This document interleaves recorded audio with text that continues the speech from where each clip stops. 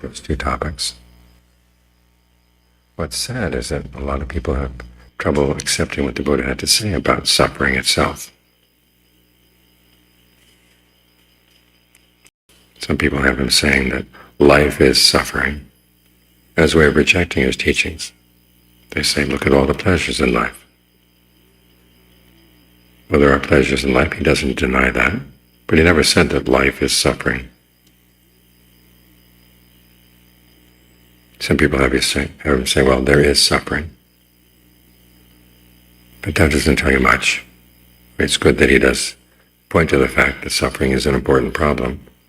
And there are even people who say, well, the Buddha didn't really talk about suffering at all. I was reading a book one time where the author was saying the Buddha defines suffering as the five aggregates, or dukkha as the five aggregates.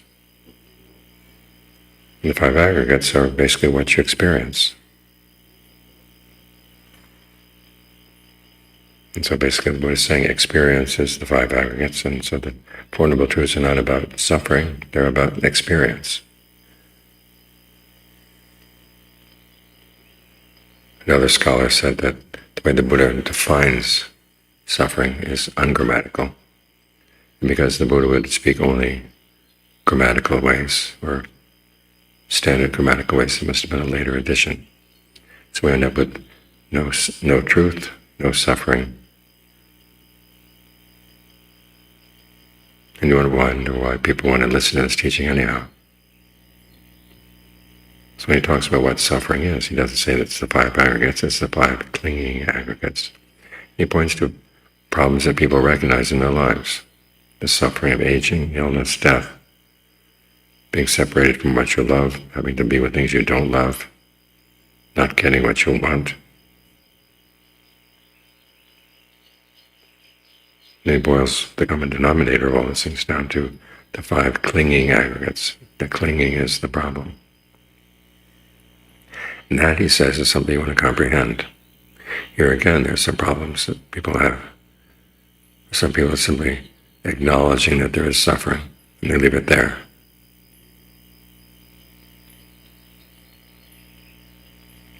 When the Buddha defined comprehending, it's basically understanding suffering to the point where you have no passion, aversion, or delusion around it.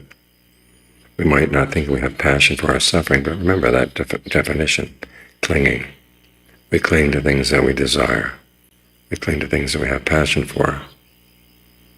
We feed off of these things. In fact, that's one of the meanings of the word upadana, or clinging. You feed, you take sustenance. So the Buddha is saying something pretty counterintuitive, that we suffer because of the things that we cling to, the things that we have desire for. And a lot of people don't like to hear that.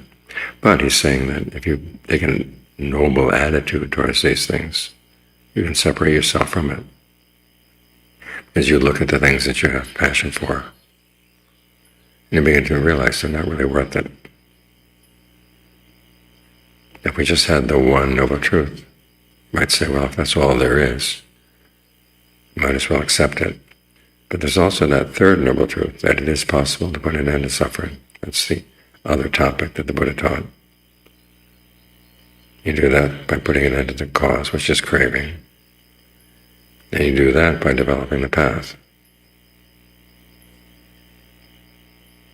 So there's this alternative. When you look at suffering from the point of view of the Four Noble Truths, all four of them, you take that noble attitude that you're willing to step back from your likes and your dislikes and your passions. Then you can do something about it. That's the whole point of the teaching, is that you can do something about it. And oftentimes it requires that you get the mind really quiet to see these things.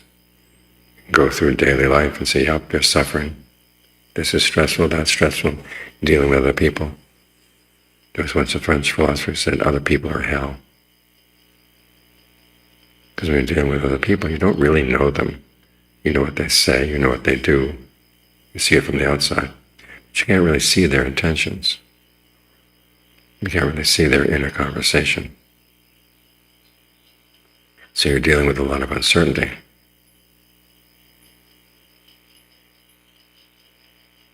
And because you're dealing with so many people when you're outside, it's hard to see your own contribution to the suffering. Because that's what the Buddha is saying. Suffering is not something you're on the receiving end of. It's something you do. You cling. You have passion for something. The image of the first two noble truths, craving, can also be translated as thirst. Clinging, as I said, can be translated as feeding. You thirst for something and then you find it, you feed on it. At that point, when you finally found something you can feed on, you think you've found something that you can rely on. It will be a source of happiness. And that right there, the Buddha is saying, that's where the suffering is. So he's asking you to look at your feeding habits. How are you feeding in such a way that creates suffering? He talks about 4 kinds of food altogether. There's the physical food for the body, and then there are 3 kinds of food for the mind. There's the food of consciousness, there's the food of contact, and then there's the food of what he calls intellectual intentions, which can be translated basically as your intentions. These are the things the mind feeds on. If you don't have these things,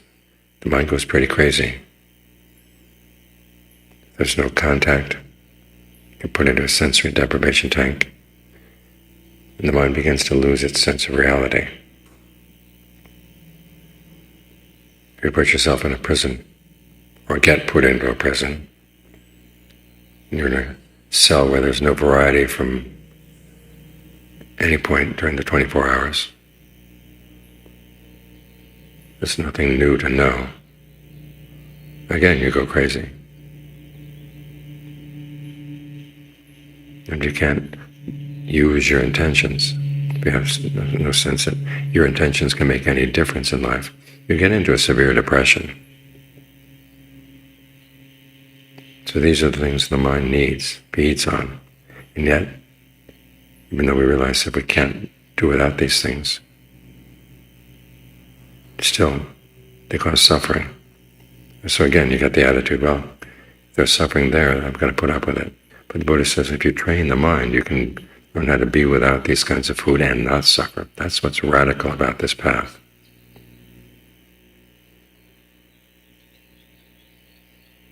Which is why when the Buddha decided to teach,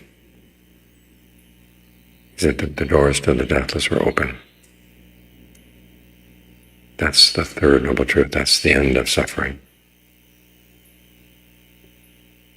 Let those with ears show forth their faith. In other words, if you hear these teachings, and the possibility of a deathless happiness appeals to you,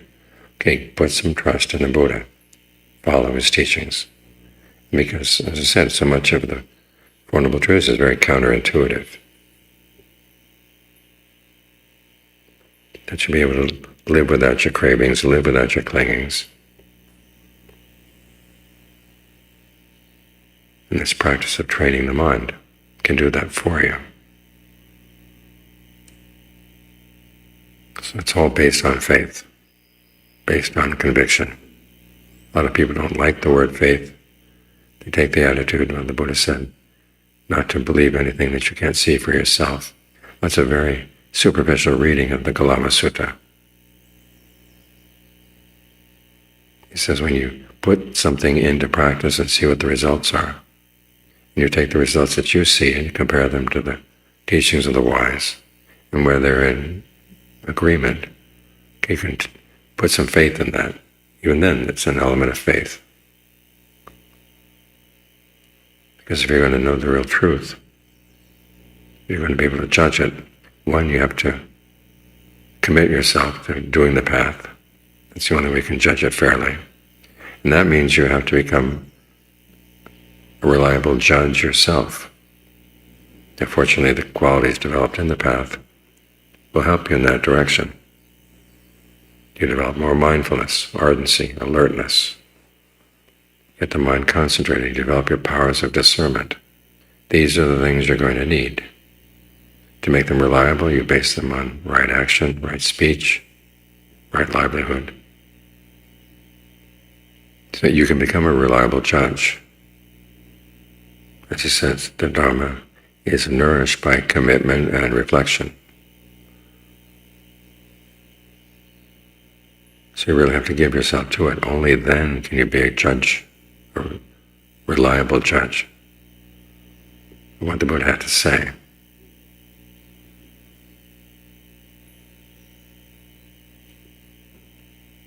So you have to put some skin in the game. You can't just say, well, I don't agree with that, or that doesn't sound reasonable to me, or doesn't fit in with my views.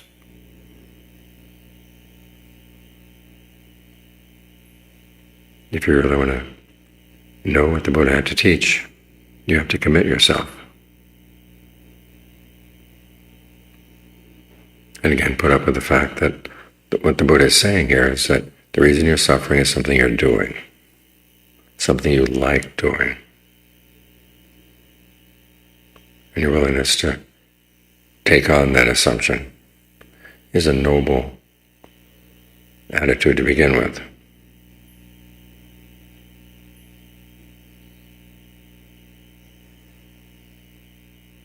This is what makes the truths noble. They require you to become a noble person. Which is why there's dignity in the path. I've told the story of the Russian immigrant who, when I first came here to the States, was sitting in a Dharma talk I gave one time. I happened to mention the word dignity. And afterwards she came up and she said she'd lived in America now for 10 years. And she had learned the word dignity when she studied English in Russia, but she had never heard it used here.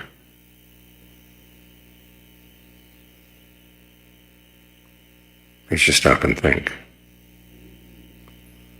You'd probably say the same thing for nobility. We might talk about the nobility as a class, but nobility as a real quality of the mind and of the actions.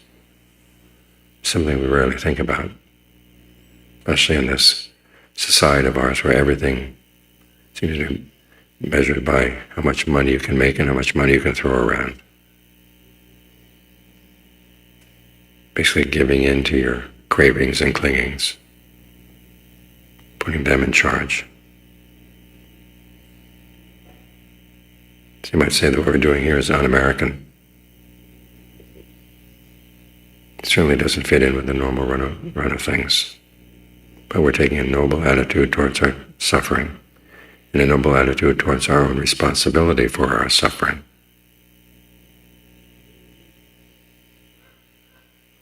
How else are we going to become noble ones?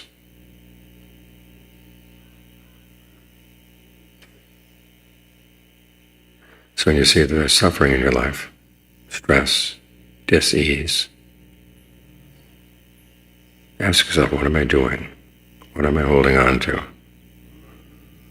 What is it that I like that's causing this suffering? Then you're doing the duty that the Buddha said should be done with regard to it. The duty that allows you to step back and separate yourself from it. As the Buddha said, that's what discernment is all about, seeing things as separate. The things you've latched onto, the things you've clung to. You can see that they really are not worth clinging to. You can separate yourself out from them. That's when you really comprehend them.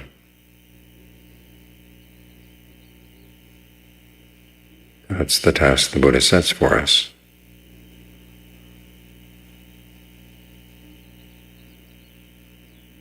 And it's up to us to really listen to him, hear what he really has to say. And then commit ourselves to testing as to whether it's true or not. He says it's a noble truth. There are other people saying there he had made no truth claims at all. And the only way you're going to find the answer to that riddle, or that question, is through commitment and reflection.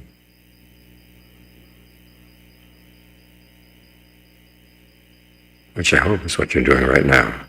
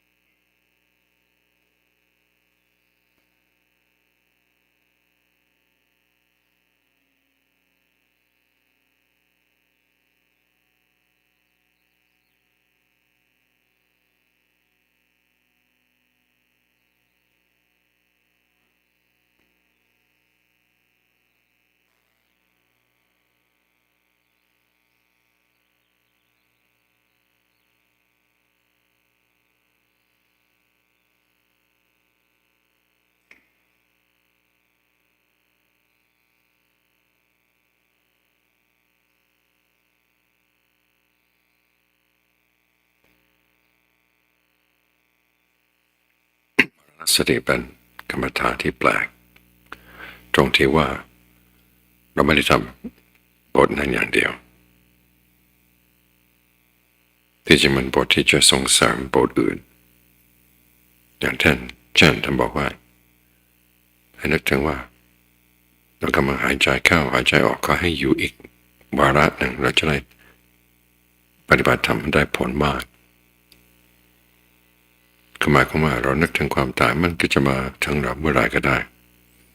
เพราะฉะนั้นเราดูลมหายใจในขณะนี้ดูจิตใจของเราในขณะนี้มีงานอะไรที่ควรจะทำเราก็ทำตอนนี้แหละถ้าเราคิดเป็นว่าจะได้ผลมากจะได้ผลมากจะได้ผลมากมันก็ไม่ได้ผลอะไรต้องตั้งใจทำเรียกว่าปรณสติมีไว้เพื่อใจปลุกใจยินดีกลัดเขม่งในการปฏิบัติอีกอย่างนึงท่านบอกไว้ว่าคนกำลังจะตายมันจะมีความกลัว4 อย่างกลัวที่จะต้องละจากกรรมสุขที่เคยผ่านมาต้องละจากร่างกายของตัวเองกลัวว่าถ้าเราไปทำอะไรที่ไม่ดีไปสร้างความลำบากให้คนอื่นบางทีตายไปแล้วจะได้รับโทษข้อที่ 4เรายังไม่ได้เห็นพระธรรมก็เลยไม่รู้หลังจากที่ตายแล้วจะเกิดอีกหรือไม่เกิดอีกมันจะสูญหายไปมันก็กลัวอยู่นั่นนะแต่ถ้าหากว่าเราปฏิบัติรักษากรรมฐานบทอื่นมันก็จะช่วยให้บรรเทาความกลัวนั้นได้อย่างเช่นที่เรากลัวว่าจะจงออกจากร่างนี้เราจะลำบากเราจะต้องทิ้งกามสุขที่เกี่ยวกับร่างกายถ้าเราพิจารณาร่างกายจนเห็นว่าเป็นของอสุภะมันไม่น่ายึดถืออะไรจนใจมันก็แยกตัวออกจากกายได้เพราะเห็นว่าใจของเราก็อยู่ตัวลำพังได้แล้วไม่จำเป็นที่จะต้องอาศัยร่างกายความที่จะกลัวว่าจะออกจากร่างกายมันจะเบาลงไปเรื่องกามสุขก็เช่นเดียวกันกามสุขมันดีตรงไหนมันดีที่ว่าร่างกายจะดีสบายแต่ถ้าหากว่าปฏิบัติจนใจเป็นสมาธิเราจะเห็นว่าความสุขที่ดีกว่านั้นมีอยู่เพราะฉะนั้นที่เราจะไปกลัวว่าจะไปถูกแยกจากกามสุขทั้งหลายมันก็เบาลงไปอีกช่วงความกลัวที่ว่าเราเคยทำสิ่งที่ไม่ดีมาจะได้รับโทษทันท่านบอกไว้เอาเมตตากับตัวเองและเมตตากับผู้อื่นเมตตากับตัวเองว่าคือเราเห็นว่าสิ่งที่เราทำลงไปแล้วมันก็แล้วไปจะกลับไปแก้ไขก็ไม่ได้เราจะมากลุ้มใจทำไมเราจะไปกลัวทำไมทางที่ดีที่สุดก็เรายอมรับว่าเป็นความผิดแล้วก็ตั้งใจว่าจะไม่ทำผิดแบบนั้นอีกพระพุทธเจ้าเคยบอกไว้คนที่ทำสิ่งที่ไม่ดีในชาตินี้ไม่จำเป็นที่จะต้องไปตกนรกในชาติหน้านะไม่ต้องไปที่ลำบากนอกจากว่าทำอันตรายกรรมนั่นก็ช่วยไม่ได้แต่อย่างอื่นถ้าหากว่าเรากลับใจเห็นโทษของสิ่งที่เราทำเกิดความเห็นถูกต้องตามคลองธรรมก็ทำให้เราพ้นจากอบายได้ในชาติต่อไปแต่สำคัญอยู่ที่ว่า1มีความเห็นถูกต้องและ2แผ่เมตตาต่อคนที่เราไปทำล่วงเกินแล้วก็เมตตาตัวเองด้วยจากนั้นก็แผ่ไปถึงสรรพสัตว์ทั้งหลายทั่วโลกธาตุเป็นอรหัตกรรมฐานบทหนึ่งที่ช่วยเราได้ส่วนที่เรายังไม่ได้เห็นพระธรรมดวงตาเห็นธรรมยังไม่ได้เกิดขึ้นมาถ้ายังไม่เกิดเราก็นึกถึงธรรมะของพระพุทธเจ้าการตรัสรู้ของพระพุทธเจ้าว่าท่านสอนยังไงเรื่องการตาย บอกว่ามันเกิดจากกรรมหนึ่งและสองเกิดจากตัณหาในขณะที่ตายและส่วนมากกรรมที่ทำในขณะที่ตายนั้นมันแรงมากเพราะฉะนั้นต้องดูว่าตัณหาของเราเป็นยังไงถ้าคนหนึ่งเขาบางคนเขาเข้าใจว่าไหนๆจะต้องตายช่างหัวมันต้องทำตามอำเภอใจนึกอยากทำอะไรก็ทำไปเถอะเพราะเวลาของเรามีน้อยทำล่วงเกินทางเสียนบ้างอะไรบ้างก็เข้าใจว่าตายแล้วส่วนเพราะฉะนั้นจะทำอะไรก็ทำได้ทีนี้เราเกิดศรัทธาในการตรัสรู้ของพระพุทธเจ้าบอกว่าไม่ใช่อย่างนั้นขณะที่ตายนะมันสำคัญมากเราต้องอบรมจิตใจของเราให้ฟิตให้พร้อมที่จะทำงานได้พระท่านบอกว่าการตายนี่เหมือนกับว่าไฟกำลังไหม้บ้านอยู่ถ้าเกิดลมพัดมาไฟก็ไปยึดที่ลมระบายที่ติดที่บ้านต่อไป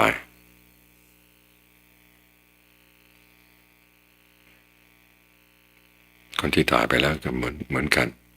ยึดที่ตัณหาเลยพาไปที่ชาติต่อไปบางคนก็ฟังเพลินๆแบบดีแล้วฉันมีตัณหาแบบไหนคุณมีความอยากแบบไหนฉันจะไปตามความอยากนั้นก็ดีเหมือนกันแต่ว่าความอยากของคนเรามันตาบอดบางสิ่งบางอย่างที่เราชอบอยู่แต่ไม่จะให้ผลเป็นทุกข์มีมากต่อมากอีกอย่างพวกนิวรณ์ทั้งหลายมันจะเข้ามาแทรกแซงได้ง่ายไม่ต้องดูอื่นไกลเรากำลังนั่งภาวนาอยู่นี่แหละร่างกายยังดีๆอยู่สภาพแวดล้อมทั่วไปมันดีสำหรับที่จะภาวนาย่อมเกิดนิวรณ์ขึ้นมาครอบงำได้เวลาใกล้จะตายร่างกายก็วิปริตญาติพี่น้องก็กำลังวุ่นวายแต่ถ้าว่าเวลาดีๆอยู่ยังต้านทานนิวรณ์ไม่ได้แล้วก็ขนาดนั้นนิวรณ์มันจะแรงขนาดไหนการบัญชาถ้าเกิดขึ้นมาพยาบาทเราก็นึกถึงคนที่เคยทำไม่ดีกับเรามันก็พยาบาทเขาขึ้นมาถ้าตายในขณะนั้นก็แย่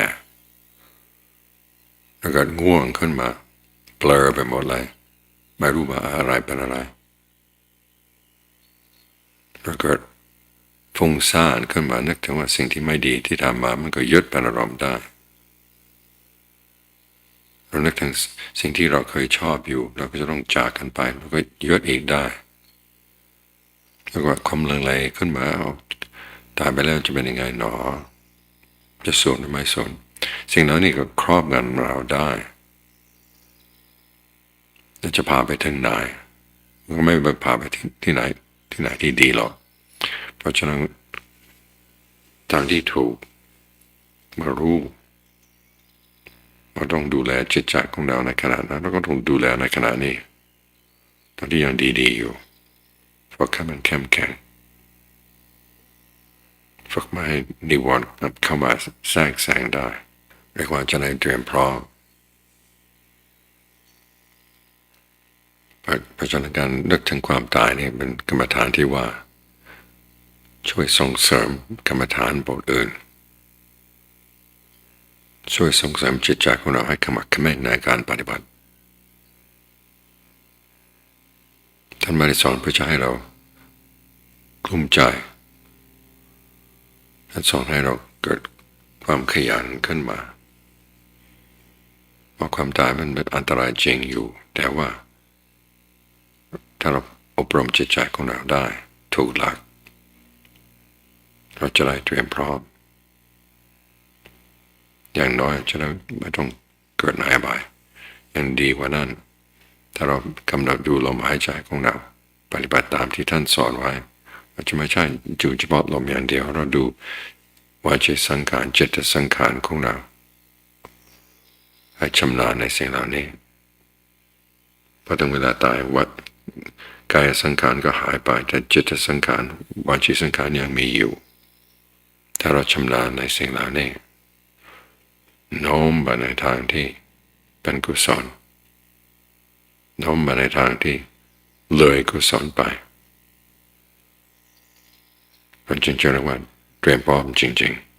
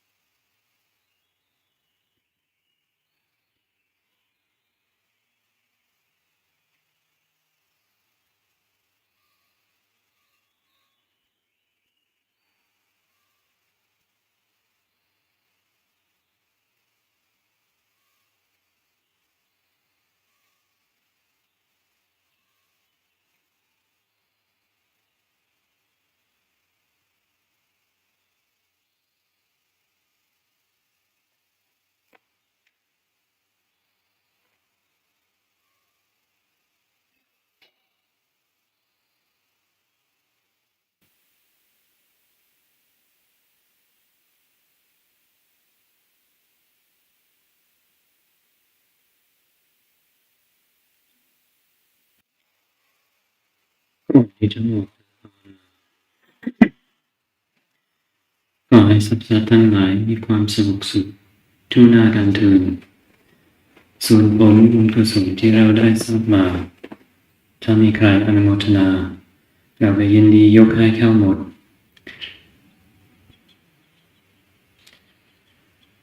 Before we lead meditations, with thoughts of goodwill to all beings in all directions, think of whatever sense of peace and well-being you felt during this meditation session and dedicate it to others, either specific individuals or to all beings in all directions. May we all have peace and well-being in our hearts. And with that thought, you can open your eyes.